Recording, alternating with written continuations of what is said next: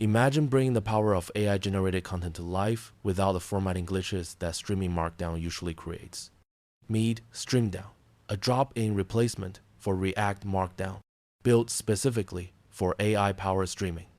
Traditional Markdown parsers expect complete documents, but AI outputs arrive one fragment at a time, unfinished, malformed, and unpredictable. Streamdown solves that challenge, giving you seamless rendering even with incomplete or unterminated Markdown.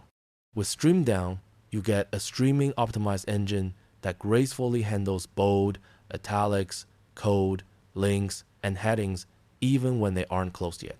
It fully supports GitHub flavor Markdown with tables, task lists, and strike-through.